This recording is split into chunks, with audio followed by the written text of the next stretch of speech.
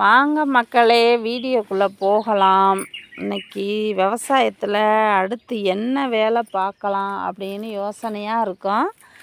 என்ன வேலை பார்க்குறதுன்னு பாருங்கள். அடுத்த சம்சாரி அவர் என்ன வேலைக்கு கிளம்பிட்டாருன்னு பாருங்கள். வந்தாங்க, சட்டு புட்டுன்னு காய் நட்டாங்க. ஒரு 50 குழி காய் நட்டார்.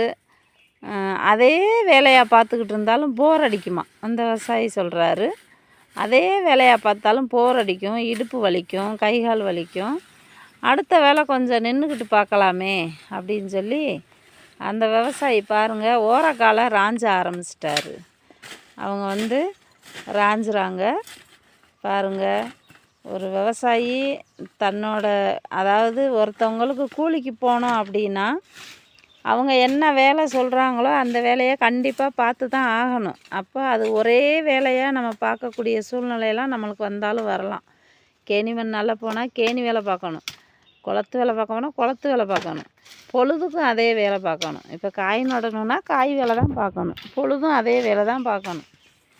அப்படிங்கிறப்ப நம்மளுடைய சொந்த நிலங்களில் நம்ம விவசாயம் பண்ணுறோம் அப்படின்னா நம்ம நினச்ச நேரத்துக்கு உக்காந்துக்கிறலாம், நினச்ச வேலையை பார்க்கலாம், கொஞ்சம் கொஞ்சம் வேலையாக பார்க்கலாம். அதே வேலையை நம்ம ரெகுலராக பார்க்க வேண்டிய அவசியம் இல்லை. இந்த எலிக்கு பாருங்கள் எவ்வளோ பண்டுதம் பார்க்குற மாதிரி இருக்குதுன்னு பார்த்தீங்களா? இந்த எலிக்காகத்தான் இவ்வளோ வேலையும் பார்த்துக்கிட்டு இருக்காங்க. அந்த ஓரக்காலில் எல்லாம் அந்த செத்தை செடி எல்லாம் வளர்ந்துருந்துச்சுன்னா எலி அதில் போய் குடியிருந்துக்கிட்டு நாங்கள் வைக்கிற காயெல்லாம் எடுத்துகிட்டு போயிடுது.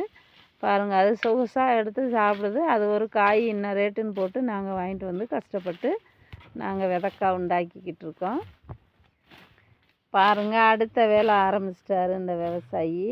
வேலை பார்க்குறாங்க பாருங்கள். அந்த சம்சாரியை பாருங்கள் எவ்வளோ கஷ்டப்பட்டு ராஞ்சுறாங்க பார்த்தீங்களா? களை ரொம்ப அதிகமாகிருச்சோ. நல்லா அருவாள் எல்லாம் சீக்கிரத்துக்கு ஆள் கிடைக்க மாட்டேங்குது. மண்வெட்டி வச்சு சீப்பாங்க.